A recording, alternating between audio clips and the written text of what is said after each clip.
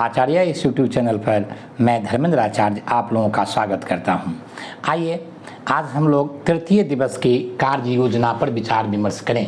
तृतीय दिवस की कार्य योजना पर अगर बातचीत करें तो कुछ महत्वपूर्ण सब टॉपिक को यहाँ दिया गया है।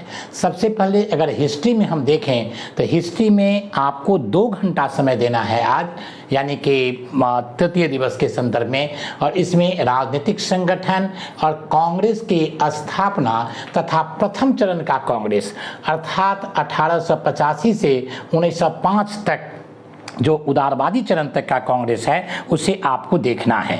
अब इसको अगर हम खोल करके देखें तो राजनीतिक संगठन का तात्पर्य यह है कि आप लैंड होल्डर सोसाइटी से शुरू करेंगे, उसके बाद जितनी संस्थाएं स्थापित हुई, उसके बाद दादा भाई नौरोजी के द्वारा जो 3 संस्था स्थापित हुई थी उनको देखेंगे, फिर इंडियन एसोसिएशन को देखेंगे, इंडिया लीग को देखेंगे, फिर मद्रास महाजन सभा, बम्बई प्रेसिडेंसी और इस तरह की कुछ और छोटी छोटी संस्थाएं, राजनीतिक संस्थाएं थीं। उन राजनीतिक संस्थाओं को आप यहाँ पर देखेंगे। मुख्य रूप से 3 बातें। पहली बात कि उसके नेता कौन थे, संस्थापक कौन थे, दूसरी बात कहाँ स्थापना हुई, और तीसरा उसके स्थापना के वर्ष क्या थे। और एक और बात कि राजनीतिक संस्था है तो उनकी डिमांड क्या है, मुख्य मांग क्या थी, किन मुद्दा को लेकर के उन्होंने संस्था की स्थापना की और आंदोलन को आगे बढ़ाने का प्रयास किया। जैसे अगर आप देखें इंडियन एसोसिएशन के बारे में बातचीत करें तो सिविल सर्विसेज के मुद्दा को उन्होंने आगे बढ़ाया और उन्होंने कहा कि सिविल सर्विसेज के संदर्भ में भारतीयों को इसमें यथोचित स्थान दिया जाना चाहिए। तो इसी तरह से इन बातों को आप देखेंगे कि उनका मुख्य मांग क्या था। दूसरा, कांग्रेस की स्थापना 1885 में हुई थी। अब उस समय कौन गवर्नर था, कौन वहाँ पर ब्रिटेन के महारानी थे, यहाँ पर कौन वायसराय, वहाँ पर कौन वायसराय, यहाँ पर कौन थे, वहाँ पर भारत सचिव के पद पर कौन था।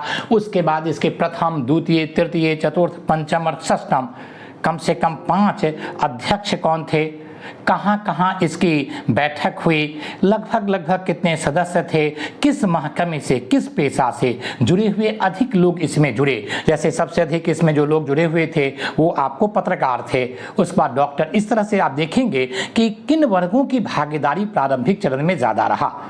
पहला मुस्लिम जो अध्यक्ष हुए वो किस साल हुए, ईसाई अध्यक्ष कौन थे या कब हुए। तो इन सारी बातों को देखेंगे और कांग्रेस की डिमांड क्या क्या रही, किस वर्ष उनकी डिमांड रही, प्रारंभिक चरण में कांग्रेस का क्या उद्देश्य था, इन सारी बातों को देखेंगे। और अंग्रेजों का कांग्रेस के प्रति क्या रुझान रहा यह भी देखेंगे कि 1892 के एक्ट को पारित करवाने में कांग्रेसियों की, उदारवादियों की क्या भूमिका रही।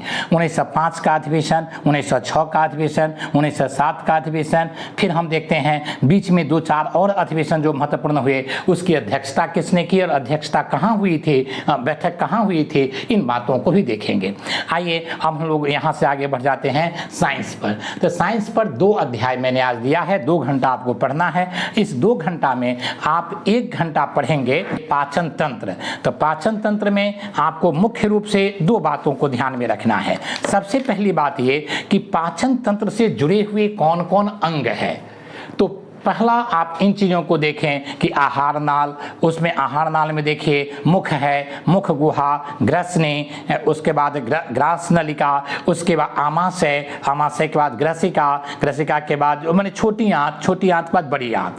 अब भोजन का इन सभी स्थानों पर, जैसे मुख गुहा में, ग्रसनी में, आमाशय में क्या क्या स्थिति होती है, कहाँ कहाँ से कौन एंजाइम निकलते हैं और भोजन को पचाने में उसकी क्या भूमिका होती है, पहली बात। दूसरी बात ये कि पाचन ग्रंथि कौन कौन है, तो जैसे लाल ग्रंथि, आमाशय ग्रंथि, यकृत ग्रंथि, उसके बाद अग्नाशय और उसके बाद आंत ग्रंथि।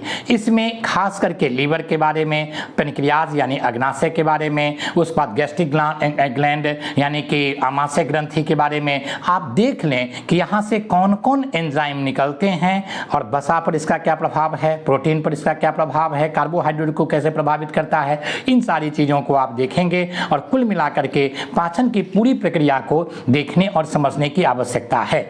इसमें इन बातों को भी देखेंगे कि आहार नाल की लंबाई कितनी है, छोटी आंत की लंबाई कितनी है, बड़ी आंत, यानी कि मोटे मोटे जो तथ्य हैं उन तथ्यों को देखेंगे आप। इसके बाद हम देखते हैं कि अगला अगर पक्ष देखें तो अगला हो जाएगा तंत्रिका तंत्र। तो तंत्रिका तंत्र के बाद हम देखते हैं कि तंत्रिका तंत्र में 3-4 चीज़ें। सबसे पहली बात ये देखेंगे कि तंत्रिका कोशिका कौन कौन है। तो तंत्रिका कोशिका में संवेदी कोशिका और चालन, इन चीज़ों को देखेंगे। फिर मानव मस्तिष्क को देखेंगे, मानव मस्तिष्क के माने कितना इसका वॉल्यूम होता है, इसका वजन कितना होता है। तो जैसे वजन की बात करेंगे तो मानव मस्तिष्क का भार 1300 से 1400 ग्राम, तो 14 साढ़े 1400 ग्राम होते हैं। शिशु का भार होता है, मस्तिष्क का, शिशु के मस्तिष्क का भार होता है 370 से 400 ग्राम तक। उसके बाद आयतन कितना होता है, तो मोटे तौर पर 1300 से लेकर के 1500 सीसी तक, यानी कि हम जो ज्ञानी मानव हैं उसका 1800 से लेकर के 2000 सीसी तक इसके आयतन होते हैं। मस्तिष्क में कौन सा न्यूरॉन्स होते हैं, न्यूरॉन्स की संख्या कितनी है। उसके बाद मस्तिष्क के 2 भाग, पहला हो गया अग्र मस्तिष्क, और अग्र मस्तिष्क को देखें 3 भाग, पहला अग्र मस्तिष्क, उसके बाद मध्य मस्तिष्क और तीसरा पश्च मस्तिष्क।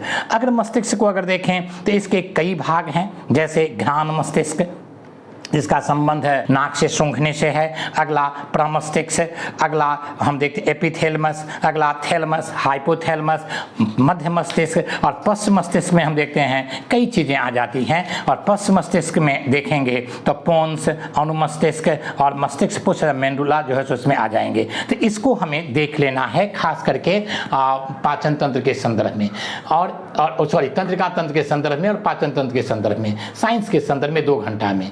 करंट में देखा जाए तो मई और अप्रैल का आप प्रतियोगिता दर्पण या किसी भी मैगजीन से राष्ट्रीय घटना चक्र देख लेंगे, और इसके बाद 1 महीना का बचेगा मार्च और फरवरी का, यानी कि 2 से 3 दिन में हम लोग राष्ट्रीय घटना चक्र से बाहर निकल जाएंगे। और बिहार के संदर्भ में मौर्य पूरा देख लेंगे। कल हम लोगों ने केवल इसके स्रोत के विषय में बातचीत की थी, तो अब आप इसमें पूरा मौर्य काल देख लेंगे। चंद्रगुप्त मौर्य, बिंदुसार, उसके बाद अशोक, इनकी नीतियाँ, इनकी पॉलिसी, फिर पूरे मौर्य प्रशासन में खास करके तीर्थ के बारे में, उसके बाद अध्यक्ष के बारे में, उसके बाद मौर्य कला के बारे में देख लेंगे कि जो मौर्य की जो स्तंभ है, उसके बाद मौर्यों की जो गुफा कला है, मौर्य की जितनी चीज़ें हैं, स्तूप हैं, वो सारी चीज़ देख लेंगे। उसके बाद पॉलिटी में नीति निर्देशक तत्व को देखना है। पॉलिटी में किसको? नीति निर्देशक तत्व को, अर्थात अनुच्छेद 36 से लेकर के अनुच्छेद 51 तक को देखना है। नीति निर्देशक तत्व के कई भाग हैं। पहला भाग आपको गांधीवादी, दूसरा आपको देखेंगे समाजवादी, और तीसरा बौद्धिकता से जुड़ा हुआ बौद्धिक भाग। तो 3 भागों में बांट लेंगे। गांधीवाद से कौन कौन अनुच्छेद जुड़े हुए हैं, समाजवादी से कौन कौन जुड़ा हुआ है, और तीसरा हम देखते हैं बौद्धिकता से कौन कौन जुड़ा हुआ है, उनको देखेंगे। नीति निर्देशक तत्व को जो क्रियान्वित किया गया, उस क्रियान्वयन से जुड़े हुए जो अनुच्छेद हैं, उससे जुड़े हुए जो संशोधन हैं, उसके जो वर्ष और उस समय कौन प्रधानमंत्री थे, इन सारी बातों को देखना है। जैसे ग्राम पंचायत की चर्चा अनुच्छेद 40 में है, और अनुच्छेद 40 में ग्राम पंचायत की चर्चा है, और इसको एक संविधान संशोधन 73वें संविधान संशोधन के माध्यम से, 74वें के माध्यम से नगर निगम और 73वें के माध्यम से पंचायती राज व्यवस्था को लागू किया गया। तो ये आप देखेंगे कि 73वां संविधान संशोधन कब हुआ, उस समय प्रधानमंत्री कौन थे, क्या क्या उसके पूरी प्रक्रिया थी। तो इस तरह से जैसे हम देखते हैं कि अनुच्छेद 45 में शिक्षा के अधिकार की बात की गई, तो कब संशोधन हुआ, इस तरह की चीज़ें, उन सारी चीज़ों को देख लेंगे। मनरेगा, इसका संबंध इसी से है। तो कुल मिलाकर के नीति निर्देशक तत्व को आप पूरा देख लेंगे। कुल मिलाकर के दिमाग में यह रखना है कि अनुच्छेद 1 से लेकर के अनुच्छेद 50 तक मोटे तौर पर आपको याद होना चाहिए कि किस अनुच्छेद में क्या बातें कही गई है। उसके बाद आ जाते हैं यहाँ से भूगोल के संदर्भ में। भूगोल में आइए तो प्रायद्वीपीय भारत देखना है। भूगोल में क्या देखना है? प्रायद्वीपीय भारत। दूसरी बात, ये छोटा चैप्टर है, तो प्रायद्वीपीय भारत पूरा देख लेंगे। जैसे बुंदेलखंड का पठार कहाँ है, जैसे अरावली, उसके बाद हमने के मालवा का पठार, उच्चवर्ती भूमियाँ, ये सब, उसके बाद दक्कन का पठार, ये सब जगह आप देख लेंगे जो मटेरियल में है, और सभी जगह आपको मिल जाएंगे। और दूसरी चीज़ पर्वत चोटियाँ। पर्वत चोटियाँ आप एटलस से देख लेंगे, एटलस वर्क मैंने दे दिया आज। एटलस से आपको जो जितनी चोटी है, अब नंगा पर्वत कहाँ है, धौलाधर कहाँ है, धौलागिरी कहाँ है, नंदा देवी कहाँ है, ये सब, नामचा बरवा कहाँ है, K2 कहाँ है, एवरेस्ट कहाँ है, अनाई मुंडी कहाँ है, माउंट आबू कहाँ है, ये सब जो जितनी चीज़ें हैं, निमानीगिरी कहाँ है, पुष्पगिरी कहाँ है, महेंद्रगिरी कहाँ है, तो ये सब आप देख लेंगे। दूसरी तरफ लाइन देख लेंगे, जैसे रेड क्लिफ लाइन, कर्क रेखा, उसके बाद हमने मैकमोहन रेखा, उसका डूरंड लाइन, तो ये सब जितनी लाइन हैं, जितना चैनल है, channel 8, channel 9 degree, channel 8 degree, channel 10 degree, इससे कौन कौन क्षेत्र आगे होते हैं। जैसे चैनल 8 डिग्री से मिनिकॉय द्वीप और हम देखते हैं मालदीव अलग होता है। ये चैनल 9 से जो है वो आपको मिनिकॉय द्वीप और लक्षद्वीप अलग होता है। इसमें आपको ये भी देखना है कि भारत का उत्तर से दक्षिण तक लंबाई कितना है, उसके बाद पूर्व से पश्चिम तक इसकी चौड़ाई कितनी है, भारत के उत्तरतम बिंदु कौन है, दक्षिणतम बिंदु कौन है, पूर्वोत्तर बिंदु और उत्तर पश्चिम के बिंदु, तो ये सब आप थोड़ा सा देख लेंगे। तो इससे मुझे लग रहा है कि एटलस वर्क थोड़ा आज से मैं प्रवेश कर रहा हूँ, तो बहुत मोटी बात, आपको केवल पहला अध्याय का एटलस वर्क करना है।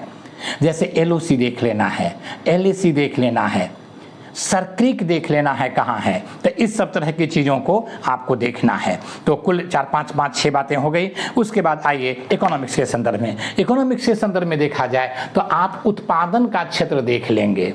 उत्पादन का क्षेत्र, प्रथम क्षेत्र जैसे कृषि और उनसे संबद्ध क्षेत्र है, इसी में पशुपालन आ जाएंगे, इसी में कृषि आ जाएंगे, इसी में हम देखते हैं कि लट्ठा उद्योग आ जाएगा, तो ये सब। द्वितीय क्षेत्र में मुख्य रूप से इंडस्ट्री है, तो इंडस्ट्री के बारे में आप देख लेंगे कौन कौन इसमें आते हैं। मुख्य रूप से मैं बोल रहा हूँ इसमें कई चीज़ें आती है।